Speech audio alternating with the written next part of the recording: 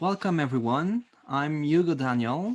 I'm happy to welcome you in this School of Modernities lecture. Tonight's lecture will be performed by Ingrid Pfeiffer. Ingrid Pfeiffer is an art historian and a curator. She's curator at the Schön Kunsthalle in Frankfurt since 2000. She's written books, among others. I can mention the one on Eric Buchloz in 1994, and the one on Richard Gessel in 2017. Ingrid's work has been done mainly lately in exhibitions, and she curated multiple of them, and I shall mention just a few that are related to tonight's subject. I'm thinking about, for our program, Matisse the Cutouts in 2002, Esprit Montmartre, Bohemian Life in Paris around 1990, and more specifically, a series of shows devoted to female artists. There were three. The first was called Impressionisten, so impressionists. It dealt with Berthe Morisot, Mary Cassatt, Eva Gonzalez, Marie Bracquemont, and it was held at the Schön Kunsthalle in 2008. Then came Sturmfrauen, so the Sturm women, on that avant-garde movement in Berlin between 1910 and 1932. And finally, and it was directly related to tonight's lecture, Fantastic Women, Surreal Worlds from Meret Oppenheim to Frida Kahlo, which was on show at the Schön in 2020, so last summer. Tonight's lecture draws from that exhibition and is entitled Fantastic Women on Some Female Contributors to the Surrealist Networks. The idea with this lecture is to grasp this subject that since Whitney Chadwick book, which I think everyone here has in mind. It was called Women in the Surrealist Movement. It was published in the mid-80s. Since that book, many work has been done on surrealist female artists. But I think what's more specific about tonight's lecture is the fact that it will focus on figures that have not been looked at very carefully, or at least not as carefully as it should have. I'm thinking about Alice Rahon, Emmy Bridgewater, Bridget Tichenor, Remedios Varo, Jane Graverol, and maybe Rachel Bess also. And also the fact is that it will stress on their activity as artists. So I shall let Ingrid Pfeiffer talk now and introduce ourselves to the work of those artists that I think and I hope will help us think differently about the surrealist movement and maybe consider other perspective. So thank you, Ingrid, for accepting this lecture, and I'll let you do your presentation. Thank you. Hello and good evening. Thank you very much for the introduction. I'm very happy and proud that you invited me into this. I wish I could be in Paris. Everyone would prefer being in person there, of course, but yeah, I'm happy that so many people are interested in this issue, and I will just quickly start. The first page.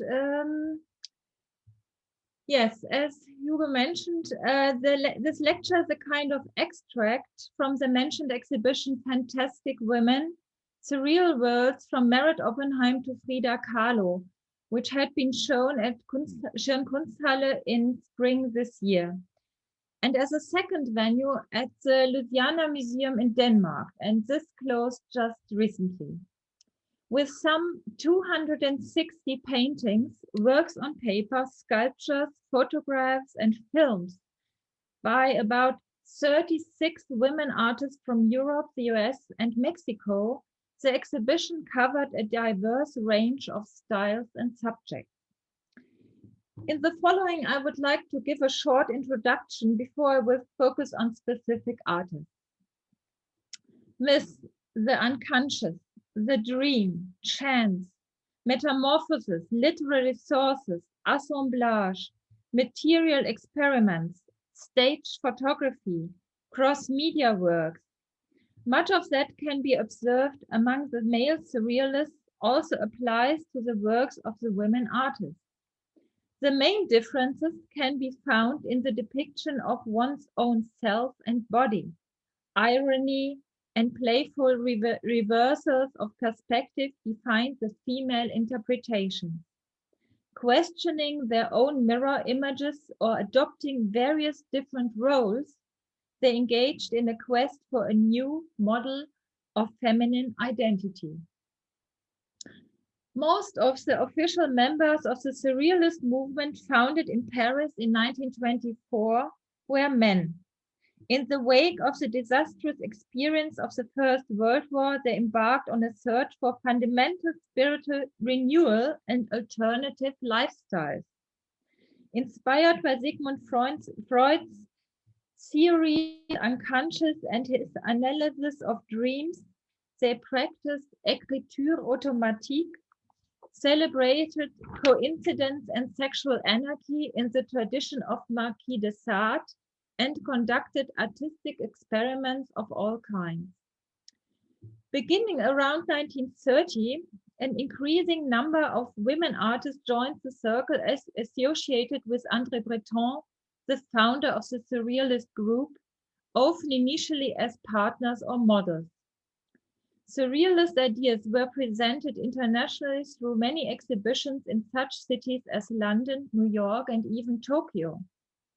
I would like to lay out that the contributions of women artists to the international movement, to exhibitions and publications, were more extensive than it is generally recognized until today. The exhibition focused primarily on women artists who were directly associated with the Surrealist movement, so in many cases only for brief periods of time. They were personally acquainted with André Breton, exhibited with other members of the group, or dealt with Surrealist ideas in different ways.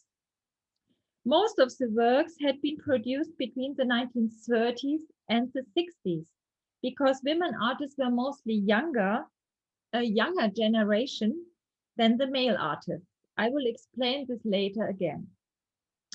First, you see here on the same page, a second catalog of a former exhibition, and I would like to lay out why I came up with this idea for this exhibition. It was the exhibition Surreal Objects in 2011. There we could already present 12 female artists besides 30 male surrealists. During the preparation of that exhibition, so about 9 years ago, I realized how many women artists had been part of the Surrealist movement worldwide. A wider public is only aware about very few names. You know, everybody knows Frida Kahlo, Leonora Carrington maybe, or Meret Oppenheim.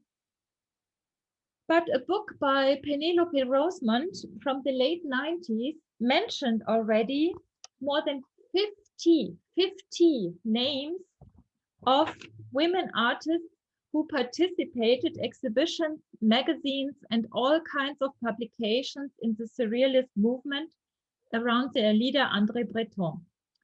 This will also be mentioned later again. Yes, I would like to present today some works by well-known artists, but also a number of quite unknown artists from the Surrealist circle. So, next image.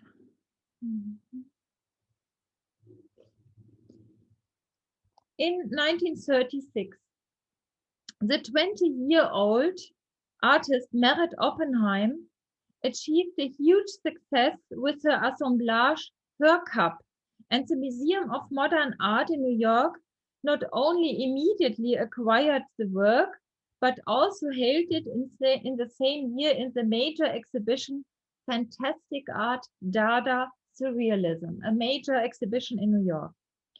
This work was described as the quintessential surrealist object, combining many of the guiding principles and ideas of the entire movement.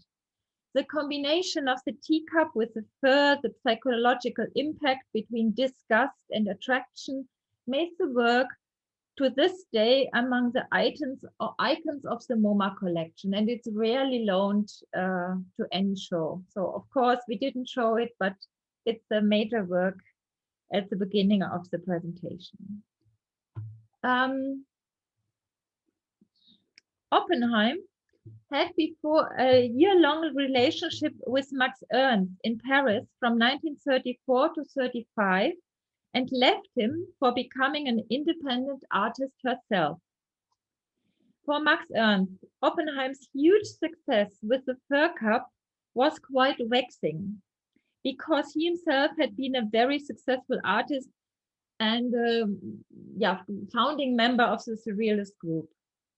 But in 1936, Ernst wrote about Oppenheim an interesting text. You see it, the original page from the invitation in the gallery in Basel. You can read it. I would just cover this part to 3 sentences. Quote, "Who covers the soup spoon with precious fur, little Meret? Who has outstriped us, little Meret? Woman is a sandwich covered with white marble." Max Ernst admitted that he had lost his teeth on Meret the white marble. At the same time, he couldn't resist belittling her as little Meret and reducing her to the role of a sexualized woman. Woman is a sandwich. The ironic poetic text conveys both respect and denigration, an ambivalence which fundamentally applies to the surrealist attitude towards their female fellow artists who were rarely perceived as equal members of the group. It was not until the 1980s that a reappraisal of the works of numerous women artists began, many of whom were still alive and able to actively bear witness to their careers. Many of them became around 100 years old. Tanning, Carrington, many others. Frida Kahlo, for example, who died as early in 1954, was almost forgotten for decades after, became in the 80s a cult figure, and nowadays ranks among the most popular artists of all times. Numerous scholarly publications have been devoted to them. Meret Oppenheim, Tanning, Carrington, and others are only now, recently, having solo exhibitions at major museums in Europe, the US, and Mexico. So, for example, Tanning was recently in Madrid and London. Carrington had a huge show in Mexico 2 years ago, again and again, but it's just recently. So I think still to this day, the names and works of the huge number of important women artists throughout the world are missing in many reference guides and survey exhibitions on surrealism. So, next image. Most women artists, as mentioned before, were younger than the male members and joined the group in 1930s or later, but then participated numerously and regularly in the major international exhibitions in Copenhagen and Tenerife 1935, London and New York 1936, Paris 36 and 38, Tokyo 37, Amsterdam 38, and Mexico City 1940. And there were also 2 shows after the war. In 47 at Galerie Markt in Paris, and 59, the last show called Eros at Galerie Cordier. While literature and poetry had been central to surreal theory in the 1920s, production shifted towards the visual arts in the 1930s, and the exhibitions and international networking, and not least exile during the Second World War, helped spread the ideas to other continents. Our exhibition in Frankfurt also reflected the complex network of friendships between the women artists, such as those between Oppenheim and Feeney, Leonor Feeney, between Feeney and Leonora Carrington, Carrington and Lee Miller, Claude Cahun and Dora Maar, Nush Eloy and Jacqueline Lamba, Lamba and Frida Kahlo, and so on. There were many relationships among the women artists in various other countries of exile, including the US and Mexico. Due to their later beginnings and the fact that they were often at a generation younger than their male counterparts, the women artists created their most significant output in the 1940s and 50s. The exhibition focused on the earlier period and concluded with works from the 1960s, when the last surrealist exhibitions were held, as mentioned before, 59, and when André Breton, the intellectual leader of the group and founder of the movement, died in 1936. No other artistic movement or group has made women, the feminine, the female body, sexuality, desire, le désir, as much the focus of its text, manifestos, and artwork surrealism did. They searched for a radical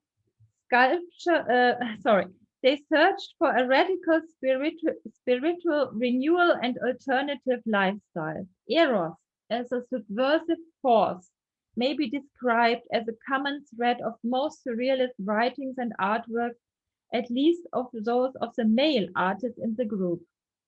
Numerous authors have highlighted the rather negative side of the surrealist fixation on woman: passive woman-child, fetish, muse, often beheaded or fragmented in the works, elevated as a goddess or seer, denigrated as a witch or whore.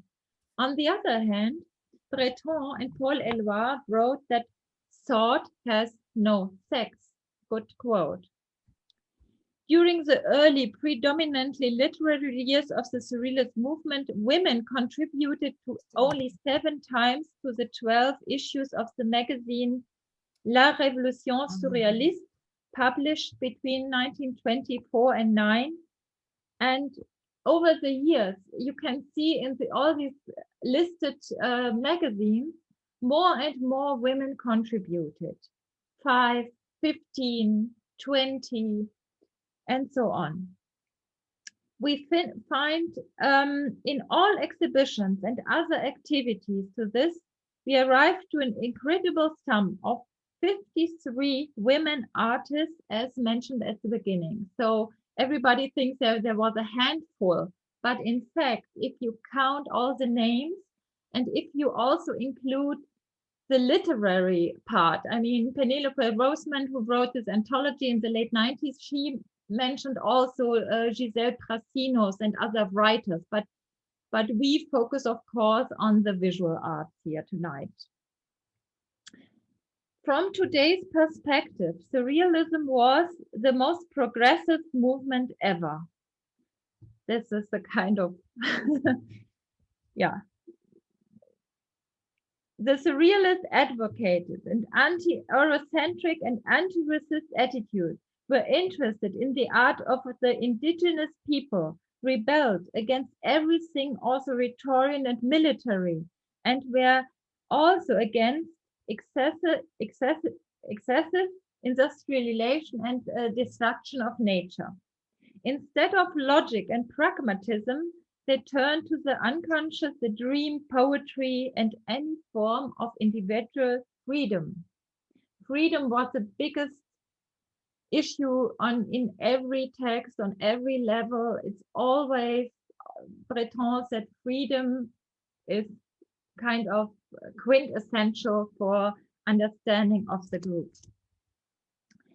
The middle-class family was also considered the main cause of suppression of women and was expressly combated. As a result, the group was a strong and at the time extremely rare center of attraction for freedom-loving young women artists who came to Paris in the beginning 30s. Sorry for the long introduction, but now we come to some more examples. While there are hardly any self-portraits by male surrealists, they are quite common in the work of the women artists. Many of them had been portrayed before their male fellow artists as an object of male projection, as the woman, a mysterious desired being and not a real person. The omnipresence of the female body in surrealist art confronted women artists with the task of growing with their own ways of seeing and thinking from a passive object to an acting subject. So we have here the other way around. The woman is the active subject and the man is the passive object. This process is especially evident in the remarkable and particular independent work of Leonor Fini, which includes a large number of sleeping male nudes with awake, strong, closed female figures towering over them. Fini, who was born in Buenos Aires and grew up in Italy, is until today an underestimated artist.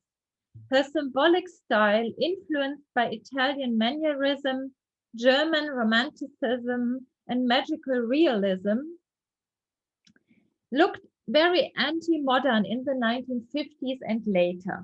Her contact to the surrealist movement started in 1931 in Paris, when she became friends with Georges Bataille, Henri Cartier-Bresson, Paul Éluard, Max Ernst, René Magritte, Salvador Dalí, and Victor Brauner.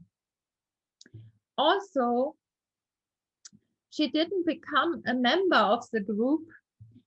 She always kept a kind of distance. She was very ironic against the group. She showed her works in many surrealist exhibitions, like the mentioned show in London, 1936, or the big show in New York in 1936, Fantastic Art and Surrealism at the MoMA. In 1939, Fini organized an exhibition of fantastic furniture at the Paris Gallery of Leo Castelli, in which Meret Oppenheim and Max Ernst also participated. The Julian Levy Gallery in New York devoted a first solo exhibition to her work. In addition to her paintings, she created many stage and costume designs for opera, theater, and film, while also illustrating works of well-known authors. Fini, as mentioned before, was always very critical and full of irony in regard to the male-dominated group of surrealists. So she lived in Paris, but she always said, I'm independent, and this group of male artists is not my cup of tea. Or maybe one of the reasons why she's quite unknown or a little bit forgotten today. Also, the American artist Dorothea Tanning started her career with a self-portrait in 1942. She traveled to Europe in 1939 to join the surrealist circle there, only to find that the group left Paris because of the Second World War, and Breton and many others were in New York in exile.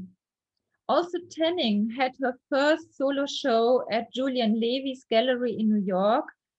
And what's also very important, her works were shown by Peggy Guggenheim in her exhibition by 30 women. So Peggy Guggenheim was, as I know, the first who did pure women's shows in the surrealist circle. The exhibition was called Exhibition by 31 Women at her Art of the Century Gallery in 43. And Guggenheim played a central role showing women artists for the first time, like Frida Kahlo, like Leonora Carrington, and many others from the surrealist circle. Back to Dorothea Tanning. She joins the New York Surrealist group, and among the people she met was Max Ernst, who was married to Guggenheim before. The two fall in love and got married in 46. Maybe everybody knows the story. They initially settled in Arizona, and in 46 they moved to Paris, where Tanning gradually turned her style to abstraction. Later, she lived in New York and became more than 100 years old.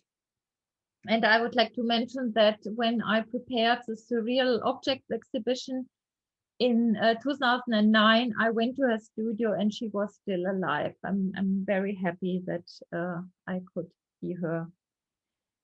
Tanning had a very mixed style. In painting, open interiors. Yeah, her most significant work is well known in Paris. It's a big room at the Centre Pompidou. It's always presented there. And from my point of view, her sculpture, especially the sculpture in fabric, for example, the Quel Amour from 70, here on the right side, belongs to her probably most unique work. I would like to present, I showed an artist from Switzerland, I showed an Italian, French artist like Fini, I would like to show now two artists from England, which are, I guess, for the most who are joining us tonight, quite unknown. Isel Colquhoun had also a study in Paris in 31 and was first exposed to surrealism. In 1932 and 33, her works were exhibited at the Paris Salons, and she was acquainted with Dali and Breton. She visited the 36th exhibition, Surrealist exhibition in London, and this made a strong impression on her. In 39, she met Breton in Paris and joined the British Surrealist group. Colquhoun, her work is quite symbolic and also mysterious, but sorry, I would like to explain especially this work on the right side, because it shows her specific humor in painting. The image shows two rock-like structures which rise from the sea, almost meet below the top and offer but a narrow passage. A ship, according to mythology, that of Odysseus, tried to pass, but is in danger of being devoured by either Scylla or Charybdis, you know, the two rocks on the right hand and left hand. According to Colquhoun herself, however, what we are seeing is not a landscape at all, but rather her knees in the bath tube. With this change of perspective, the artist also responded to the omnipresence of eroticism in surrealism and developed a very unique humorous interpretation. So you see all the details if you realize these are her knees and not two rocks. Colquhoun's work is typical for reversal and reinterpretation of body, nature, and mythology by surrealist women artists. This is a very general attitude. And I can only show some examples for showing the change of perspective, what they did different to the male counterpart. The second example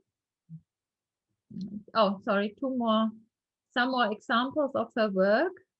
Also, 3 Anatomy on the right side is a very erotic work with the, you see that also abstraction and is part of the surrealist concept. The second example for the group of artists in England, there are 6 women artists altogether, which we could show in Frankfurt, is Emmy Bridgewater. I guess also rarely known outside of England. She also attended the International Surrealist Exhibition in London in 1936, and this had a huge influence on her style. She met artists like Conroy Maddox and Robert Melville, 2 key figures of the Birmingham Surrealists. Bridgewater soon became a member of the Birmingham group and participated in a number of their exhibitions. In 1940, she joined the official British Surrealist group and participated in their activities together with Edith Remington. This would be a third English artist, another artist in our exhibition. After the war, Bridgewater was invited by André Breton to exhibit in the Exposition Internationale de Surrealisme at Galerie Markt. We mentioned it before, in 1947. Most women surrealists deal with the body images projected onto them in ironic, playful, or even provocative ways, and did everything to reflect upon themselves and the female body and defend their individuality through their own themes. The road there was often a long and rocky one, whilst many found their way into the circle of the male surrealists as wife, lover, collaborator, student, or other companion, but there were only others who did not at all fit into the theme and yet were able to play a distinct role within the group. So we have the another 2 more examples for Emmy Bridgewater. You see, every artist has her own specific style. Claude Cahun, the lesbian artist Claude Cahun, who had already created her work, her main work for today, during the 1920s, before she get acquainted to the surrealists, in the form of a series of self-portraits, which for a very long time, however, remained largely unknown, with just a single photo being published in a magazine and a series of photo montage illustrating her autobiographical book, Aveux nos Avenues. I'm going back, so on the right side, which was a collaboration with her partner, Marcel Moore. Cahun very early on made androgyny and the play with gender roles a subject, masquerading as a vamp, a bodybuilder, or a Japanese puppet. Gender switching was frequently discussed by some surrealists and defined as something desirable. Breton even wrote, quote, "I wish I could change my sex as often as I change my shirt." So this is quite unexpected by Breton. Cahun's work had been discovered only recently. She was also forgotten for many, many years after her early death in 1954. But since about 20 or maybe 30 years, it is highly respected and often exhibited. I was asked to present more unknown artists. This is an artist, I guess, unknown for people outside of Belgium. After 2 English artists, we have now 3 Belgian artists, and Jane Graverol met, as you can easily see, René Magritte not before 49. So she was a younger generation. And soon she became an important member of the Belgian Surrealist group. In 1954, Graverol founded the magazine Temps Mêlé, together with the writer and literary critic André Blavier. The following years, she met the important artist Marcel Marien during the preparation for a Magritte exhibition. He became her longtime partner and is a major inspiration for her avant-garde for her art. In the 1960s, Graverol met André Breton and Marcel Duchamp in New York, which once again strongly influenced her style. She corresponded with Breton until his death in 1966. I did select, her early work is mostly painting, like you see on the right side. And you see easily the direct influence by Magritte and other, well-known artists. But now I could find in the home of her daughter in Brussels a very interesting new body of work, which are collages in big size, where we can say Graverol met with surrealism, met with pop. You can describe it this way. And you find a mix of classic motifs like flowers, here, right side, the Sphinx, mythology, birds, dreams, skies, but she mixed it with technical things she found it and cut it from magazines and newspapers from the 60s. So it's a very weird mix of surrealism and a new interpretation together with pop, I would say. And I think these works are extremely exciting and new and unknown and impressive. So the next artist, also very unknown or hardly known in the art world, even in Belgium, is Rachel Bas. In 1929, she exhibited for the first time in the Salon des Indépendants in Paris. In the 1930s, she started a relationship with Joris van Severen, the Flemish nationalist, and in 1945, she met Paul Éluard, who wrote the foreword for the catalogue of her exhibition at Galerie de Berry in Paris. Bas had a very funny style. She turned to surrealism and made friends with Magritte, who showed great appreciation for her. He painted her portrait in 1947. In the 1950s, she performed in an improvised piece filmed by Magritte and wrote an article for the surrealist magazine Rhétorique. Through the support of André Breton, exhibitions of her work were shown at the Galerie L'Étoile and Le Terrain Vague in Paris. In 1961, she returned to Belgium and from then on lived in Bruges, a city she often portrayed in her paintings. From my point of view, the work of Rachel Bas is very strong in a strange way. She played with ugliness, with prejudice.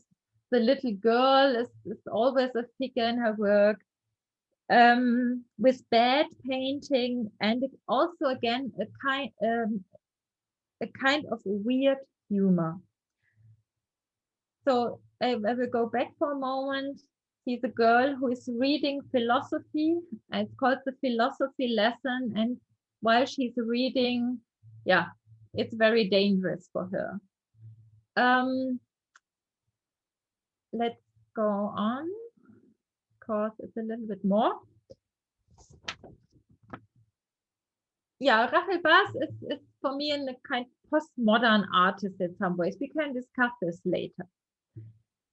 Now I'm going again back to a quite well-known artist. Meanwhile, it is Leonora Carrington. She belongs to the group of artists who settled in Mexico in the 1940s, made friends with Frida Kahlo, and used the myths and the stories of their new home. At the beginning of her career, Carrington portrayed herself, so again, woman starts her career with self-portrait, accompanied by a galloping white horse in a landscape and a likewise white rocking horse against the wall, as well as a hyena. She painted herself with long flowing hair, but in the dress of a young man from the 18th century. Horses were a preferred alter ego of the artist and her later work as well, while the hyena, which also features in a spooky, humorous story by Carrington from 1939, symbolized her irrepressible desire for freedom. She was extremely keen on freedom her whole life, and she also became nearly 100 years old. Next picture. Sigmund Freud believed that myths, like dreams, were manifestations of the repressed desire. The Surrealists had a much more comprehensive understanding of such forms of expression. In their text, human-animal hybrid creations like Melusine, a woman with a sea creature, and the Sphinx, the woman and a winged lion, served as a symbol both of metamorphosis, the changeable, and the personified femme fatale. Even the title of the Surrealist magazine, Minotaur, deliberately referred to a mythical hybrid creature, in this case half man and half bull. Numerous artists in the circle of the Surrealists picked up the theme, including Picasso, who frequently depicted himself as the Minotaur, where Max Ernst chose the bird-like creature Lop Lop as his alter ego. Creatures, go to the next, as well as animals in general, appear especially often in the work of the women artists like in Carrington's, serving as a metaphor, symbol, myth, totem, or caricature. I must say that each of these works is very complex and could be described extensively, but it's not possible during this lecture. For me, it was important to give an overview, and maybe we can answer some questions later. Next artist, also from Mexico, the Mexican group. Many of the women artists, notably in the 40s and 50s, took painting increasingly in the direction of abstraction, in parallel with likewise surrealist influenced artists in New York, like as Arshile Gorky or the early Jackson Pollock, who were in contact with André Breton during his exile there. Breton expressly welcomed abstraction, which he viewed as a logical development. After all, there wasn't supposed to be any particular style in surrealism. So it's a big misunderstanding that people think surrealism is figurative, is storytelling. It is always, it has the same, there is no style, there is no material, everything is possible, and this was welcomed by Breton. This I want to underline. The French artist Alice Rahon, I'm going back to a photo maybe, went to Paris in 1931, where she met the Austrian artist Wolfgang Pahlen, whom she married a few years later. Through him, she had access to the surrealist circles in France. She published her poems. She started as a writer, wrote poems, and later became a visual artist under the name Alice Pahlen. In them, she often uses the surrealist technique of automatic writing, and Yves Tanguy and Juan Miro illustrated her volumes of poetry. In 1939, André Breton and Frida Kahlo, I'm going back to the big painting which was devoted to Frida Kahlo. It's called Ballad of Frida Kahlo. To Mexico. So Kahlo invited Rahon to Mexico, and they became close friends. And they had both major health issues and discussed this together. In Mexico, Rahon started painting, combining surrealist elements with subjects and color typical of the country. In 1940, she showed her work in the International Exhibition of Surrealism in Mexico City. That was a very important exhibition, the biggest show. Also, Kahlo contributed, many others. She also contributed to Parlance magazine Dune and had her first solo exhibition in 1944 at the Galería de Arte Mexicano in Mexico City. Many other exhibitions in Mexico and the US followed, but in Europe, I think her work is still quite unknown. You see here some influence by the Aztec, the typical wall paint in Mexico City from the museums. So the last Mexican artist or person from the Mexican group was Bridget Tichenor. She was the last of the surrealists to arrive in Mexico in 1953 and found a world there that fascinated her. She quickly struck up a friendship with Carrington, Kahlo, and Remedios Varo, as well with a circle of exiled artists to whom she paid homage in, you see this painting on the right side, Los Surrealistas, the surrealists, the specialists, very ironic. And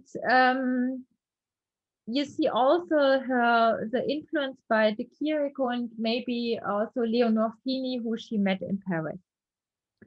In 1938, Tichenor sailed to New York, escaping the imminent war, and soon joined the Art Students League. Few of her early works have survived, yet a series of automatic drawings. I'm showing here some later drawings, but you see the sources, maybe the wonderful drawings, very, very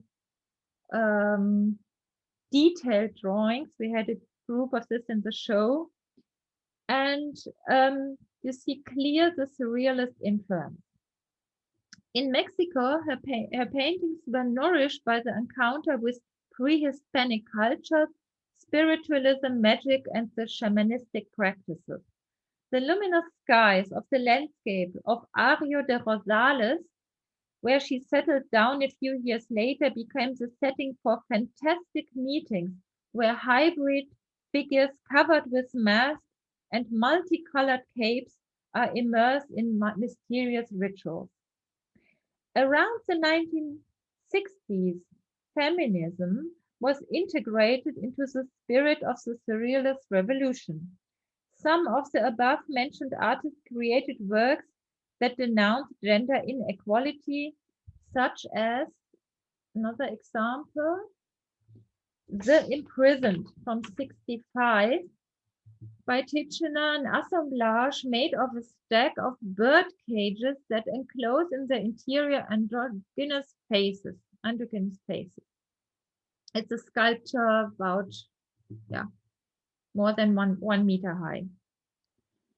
So now at the end of my lecture, I would like to go back to a more general view and a kind of resume, which I think, why I think that such an overview like the exhibition Fantastic Women is necessary and helpful. A number of the women artists presented in our Frankfurt show refused to being labeled as surrealists and at the same time to having their work shown in women-only exhibitions. Big question. They wanted to be appreciated as individuals, independent and without such limitations as they saw it. This is understandable from the point of view of the generation at the time, but from today's perspective, it would do them more harm than good. Even the most unconventional art has been created in a specific historical and social context. The exhibition also aimed to show that surrealism, while supposedly quite misogynist, nevertheless provided a lot of space for women artists and their unique interpretations, and that even surrealist art theory include many progressive aspects still worth considering. At the same time, it must be recognized that many women artists developed more in parallel to that within surrealism. So they had a short period in lifetime when they joined the group, then they left it, but you see the sources, you see, even if it was a short moment, I would say each of them had their ground there. Yeah, so this is kind of thesis from my side. Still, the large number of publications and the international exhibitions offered particularly important platforms for them to create freedoms for themselves and to develop personally. They adopted certain ideas in unique ways and pursued them further in their distinct work. This is true for all women artists, even if they were only, as mentioned before, briefly involved in the contradictory and complex theoretical maze of surrealism. The great conceptual and stylistic variety, as well as the impressive independence of both the better and lesser known women artists, is striking. That's what we think. So in the future, this will hopefully help to ensure that these women artists will not be forgotten again. This is what I want to say. Don't forget them again.